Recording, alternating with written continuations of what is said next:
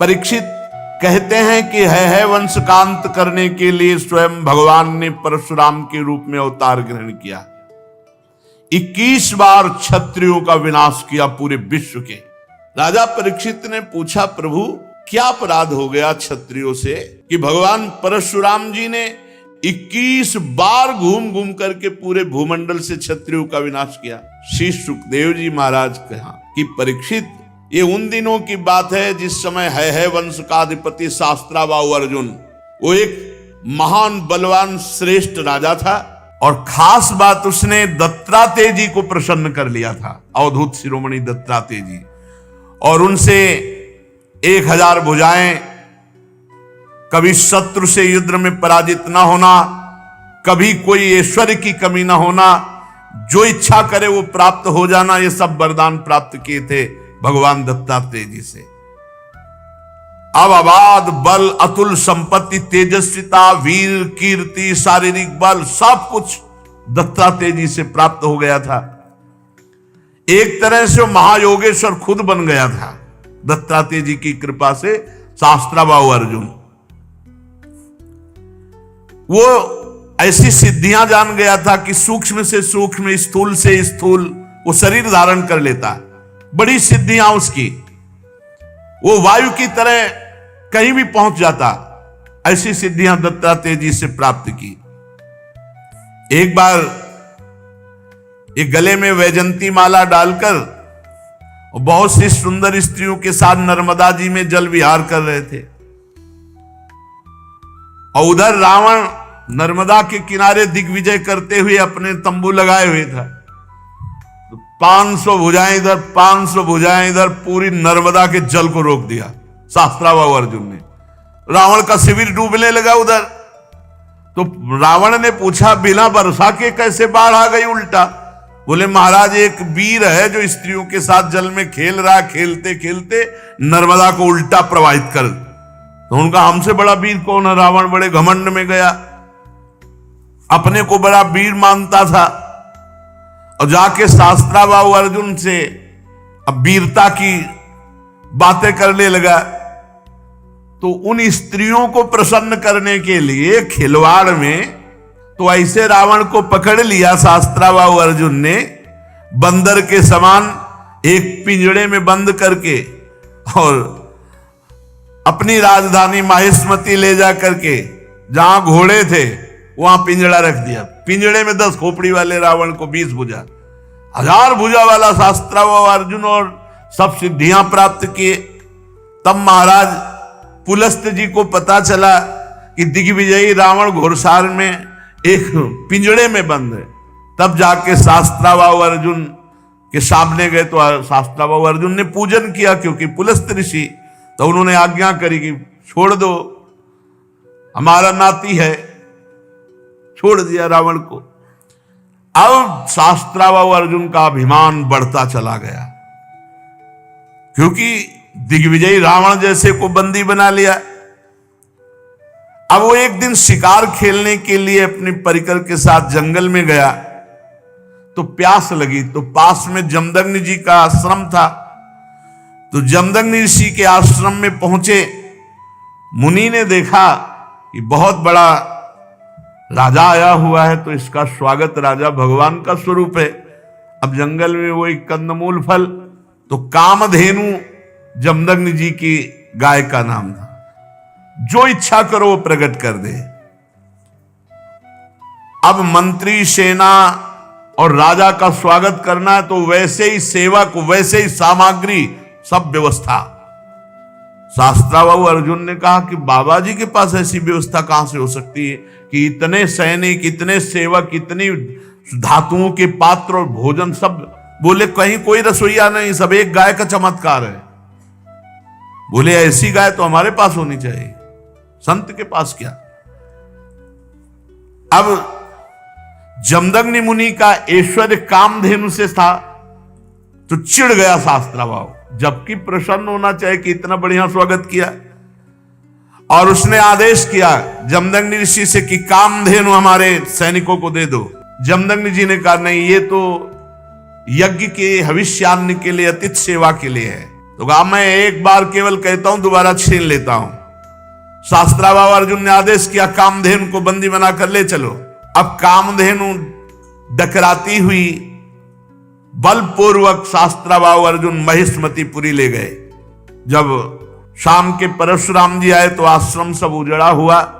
मां से पूछा तो उन्होंने बताया कि सारा का सारा दुष्टता का वृत्तांत शास्त्राबाहु अर्जुन है वंशी। भयंकर फरसात हाथ में लिए हुए परशुराम जी जैसे किसी महामत वाले सिंह को कोई दबा नहीं सकता, ऐसे गरजते हुए महिष्मतीपुरी गए। अभी वो मस्ती में था कि प्रवेश ही नहीं कर पाया था कि भगवान परशुराम जी पहुंच गए। परशुराम जी की बड़ी विलक्षण झांकी थी। हाथ में परशुराम, मस्तक पर जटा का मुकुट, त्रिपुंड लगा हुआ। जे भी शास्त्राबाहु अर्जुन झपटा, भगवान परशुराम जी ने जो जटाएं सूर्य की तरह चमक रही थी खोल लिया और हाथ में फरसा धारण करके बात की बात में सारी सेना को विध्वंस करके और उसके 1000 भुजाएं जो भगवान अवधूत शिरोमणि दत्तात्रेय जी के द्वारा दी थी, सब काट के गिरा दी। फरसे का ऐसा प्रहार कि कोई सामने नहीं बचा। बाहें जांघें सब काट काट के। परशुराम जी के बाणों से जब है पति का सर्वनाश हो गया तो 10,000 लड़के थे शास्त्राबाहु अर्जुन के, 10,000। भगवान परशुराम जी तो 10,000 लड़के तो अभी नहीं थे इनके साथ, ये अलग थे। सब पूरे परिकर सहित शास्त्राबाहु अर्जुन को मार डाला भगवान परशुराम जी ने। कामधेनु छुड़ाकर आश्रम में ले आए। महिष्मतीपुरी के शास्त्राबाहु अर्जुन का विनाश बड़ा आश्चर्य में। जमदग्नि जी ने कहा, हाय हाय परशुराम, तुम क्या उपद्रव करते हो? अरे राम राम, वो राजा था, गाय ले जा रहा था, ले जाने देते, तुमने हत्या क्यों कर दी? राजा सर्वदेवमय होता है, तुमने अपराध किया। अरे हम लोग ब्रह्म ऋषि हैं, क्षमा हमारा बल है, संसार हमको इसीलिए पूजता है क्योंकि हम क्षमावान हैं। तुम्हारे ब्रह्मा जी भी क्षमा के बल से ही ब्रह्म पद पर स्थित है। ऋषियों की शोभा क्षमा होती है, ये सर्वशक्ति प्रदर्शन नहीं। भगवान तुम पर प्रसन्न हो, अब तुम तप परायण हो, तुमने अपराध किया, राजा का वध किया, ये ब्रह्म हत्या से भी बढ़कर है। जाओ तीर्थों का सेवन करते हुए तप करो और इसका प्रायश्चित कर डालो। भगवान परशुराम जी घुटने टेक कर जमदग्नि जी के आगे जो आज्ञा। अब 1 वर्ष तीर्थ यात्रा करके अपने आश्रम पर आए। परशुराम जी की माता रेणुका गंगा तट पर संध्या के लिए गंगा जल आदि लेने गई थी। वहां एक गलती हो गई माता जी से। आज सत्संग में कहा, नेत्र वाणी कान संभाल के नहीं अपराध बन सकता किसी से भी। तो वहां गंधर्वराज चित्ररथ अप्सराओं के साथ जल विहार कर रहा था। गंधर्वराज के जल विहार करते समय अंग प्रत्यंग और अप्सराओं की वो क्रीड़ा माता जी कुछ क्षण देखती रही। अच्छा लगा, बस कोई कामना नहीं हुई, कोई मलिनता नहीं आई, बस देखती रही, अच्छा लगा। और भूल गई कि संध्या का समय पतिदेव तर्पण आदि के लिए इसमें लिखा हुआ है कि उनका मन गंधर्वराजम क्रीडंतम मत्सरोभिर पश्यत, अच्छा लगा। विलोकयंती क्रीडंत मुदकार्थम नदीम गताहा, उनका मन खिंच गया चित्ररथ की इस अप्सराओं से केल। कहां जमदग्नि जी का एकांतिक भजन में स्वभाव, और माताजी ने जब चित्ररथ गंधर्व की केली देखी अप्सराओं से तो अच्छा लगा। बस ये संध्या का समय बीत गया। भगवान जमदग्नि जी इंतजार कर रहे हैं, ऐसा कैसे हो गया कि संध्या की अवहेलना हो गई और अभी तक रेणुका जल लेकर नहीं आई। अब जे ही होश आया जमदग्नि ऋषि को, भयभीत हो गई कि अब तो भारी अपराध बन गया। वो महर्षि के सामने आई, गंगा जल का कलश रखा, हाथ जोड़कर खड़ी हो गई।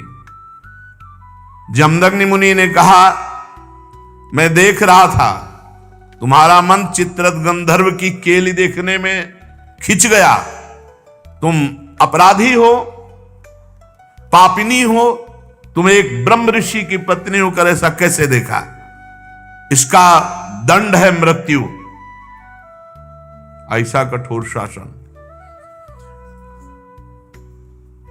अन्य पुत्रों से कहा मार डालो इसको, रेणुका को। किसी भी पुत्र की हिम्मत नहीं हुई। इतने में तीर्थ यात्रा करके भगवान परशुराम जी आए, प्रणाम किया तो उनका बेटा मां और भाइयों को मार डालो। परशुराम जी ने कोई विचार नहीं किया, तत्काल मां और भाइयों के फरसे से गले उड़ा दिए। सत्यवती नंदन महर्षि जमदग्नि जी बहुत प्रसन्न हुए और कहा बेटा तुम्हारी जो इच्छा हो वरदान मांगो। परशुराम जी ने कहा मेरी मां मेरे भाई जीवित हो जाए, उनको ये पता भी न रहे कि मैंने वध किया है।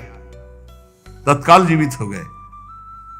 भगवान परशुराम जी के ऐसा कहते हुए ऐसे उठ के बैठ गए जैसे सो के, पूरे सकुशल। परशुराम जी को पता था हमारे पिता जमदग्नि जी कितने महान पवित्र ऋषि और तपोबल संपन्न हैं। शास्त्रावाहु अर्जुन के वध का प्रायश्चित कर लिया था। परशुराम जी एकांत आश्रम के कोने में बैठकर ध्यानस्थ थे। बहुत दिनों के बाद शास्त्रावाहु अर्जुन के लड़कों के हृदय की जलन, वो आए और देखा महर्षि जमदग्नि अग्निशाला में ध्यानस्थ बैठे हैं। उनको बाहर की कोई शुद्ध नहीं, वो सब प्लान बना के आए थे। पूरे आश्रम को उजाड़ दिया और माता रेणुका बड़ी दीनता से प्रार्थना कर रही थी, एक भी बात ना मानी और जमदग्नि जी का सिर काट ले गए। जमदग्नि जी ध्यानस्थ थे। बड़े नीच कार्य किए आश्रम में। रेणुका जी चीख पड़ी बेटा परशुराम। ध्यानस्थ थे भगवान परशुराम जी। उनका मां का करुण क्रंदन, भागे फरसा लेकर। जब नजदीक आए तो देखा जमदग्नि जी का सर काट ले गए। परशुराम जी को अत्यंत क्रोध। माता से कहा कि बिलाप मत करो, वीर पुत्रों की मां बिलाप नहीं करती।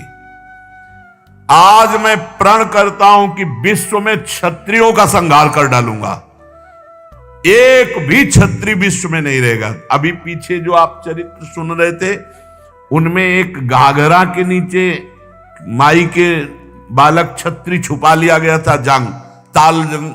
वो क्या उनका नाम विस्मरण हो रहा, जंघा में के पास छुपा लिया था, वही केवल बचा था। उसी से क्षत्रिय वंश चला, पीछे चर्चा में भी आया था। भगवान परशुराम जी ने भगवान शंकर का स्मरण करके संकल्प लिया कि विश्व में क्षत्रिय नहीं रहने देंगे। परशुराम जी माहेश्मतीपुरी में गए और 10,000 पुत्रों के अलग अलग सर काट करके रख दिए और पूरे नगर का विनाश कर दिया। भारी पर्वत ऐसे सिर का मुंड ऐसे इकट्ठा कर दिए काट काट के, और कहते जाते ब्रह्मघाती तुम्हारा विनाश परशुराम करेगा। रक्त की नदी बहा दी, इतने काटे। जो राजा थे, क्षत्रिय थे, ब्राह्मण द्रोही क्षत्रियों का हृदय कांप उठा। भगवान वर्तमान में जो क्षत्रिय असुर स्वभाव वाले हो गए थे उनके विनाश के लिए ही प्रकट हुए थे।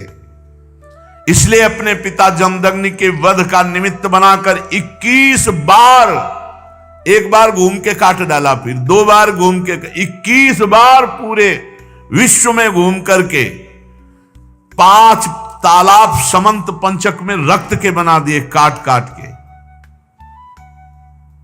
और फिर अपने पिता का सर जो सुरक्षित रखा हुआ था माता के पास, जोड़ा और पुनः जीवित कर दिया। पहले 21 बार क्षत्रियों का विनाश किया, फिर अपने पिता का सर ला के जोड़ा। और फिर बाद में सबके प्रायश्चित के लिए यज्ञ की और 7 दिशाएं जीत करके ब्रह्म ऋषियों को दान कर दी। इसके बाद यज्ञांत स्नान किया और समस्त पापों से मुक्त होकर मेघ रहित सूर्य के समान तेजस्वी परशुराम जी, जमदग्नि जी को स्मृति रूप संकल्प में शरीर की प्राप्ति हुई। भगवान परशुराम जी से सम्मानित होकर उस सप्त ऋषियों के मंडल में 7वें ऋषि होकर आज भी विराजमान है। परीक्षित, कमल लोचन जमदग्नि नंदन भगवान श्री हरि परशुराम बन करके आए और क्षत्रियों का विनाश करके जगत का मंगल किया। आज भी भगवान परशुराम जी विराजमान है महेंद्राचल पर्वत पर बड़े शांत स्वरूप। सिद्ध गंधर्व चारण उनके चरित्रों का गान करते हैं। सर्वशक्तिमान विश्वात्मा भगवान श्री हरि जब राम रूप में अवतार लिए और जब धनुष भंग हुआ तो अजगौ का खंडन सुनकर परशुराम जी के हृदय में क्षोभ हुआ कि फिर कोई क्षत्रिय ऐसा पैदा हुआ, क्योंकि वो सब विनाश लीला करके शांत, कौन ऐसा पैदा हो गया जो हमारे गुरु का अजगौ खंडन कर दिया। अब ध्यान के द्वारा, वहां फोन से तो मतलब नहीं, ध्यान के द्वारा देखा, बोले विदेहराज जनक की नगरी मिथिला पहुंच गए। इनके चलने से ही पृथ्वी कांपती थी। देख ले कि परशुराम जी आ रहे तो मतलब जितने भाग पाए नहीं, चरणों में लौट जाते थे अपने बाप बाबा का नाम लेते हुए। ऐसा सहजे चितवन मनोह रिसाने, ऐसे देख लिए तो समझ गए हमारी आयु पूरी हो गई। कोई भी हो, ऐसा रुद्र रूप भगवान परशुराम का। पिता सहित नाम लेकर सब दंडवत प्रणाम। महाराज जनक भी सब सीता जी को लाके, विश्वामित्र जी राम लक्ष्मण को लाके दंडवत कराई। भगवान परशुराम ने कहा, जनक, इस सभा में कौन ऐसा है जो हमारे गुरु भगवान शंकर के अजगौ का खंडन करने वाला है? सारी सभा उसको छोड़कर अलग हो जाए या वो सभा को छोड़कर अलग हो जाए, नहीं, अभी सारी सभा मारी जाएगी। अब तो कोई उनके ये थोड़ी था कि केवल भाषण ही दे रहे हो। उन्होंने 21 बार क्षत्रियों का, पूरी जनकपुरी में हाहाकार मच गया। जानकी जी को एकांत लेकर उनकी माता रोने लगी, सब बन गया था, बिगड़ गया, नहीं तो बढ़िया बन गया था। अजगौ खंडन हो गया, राम जी के साथ सिया जी का ब्याह हुआ। बाहर उलरे चलाए दे रहे थे परशुराम जी। लक्ष्मण जी ने कहा, महाराज थोड़ा शांति धारण करो।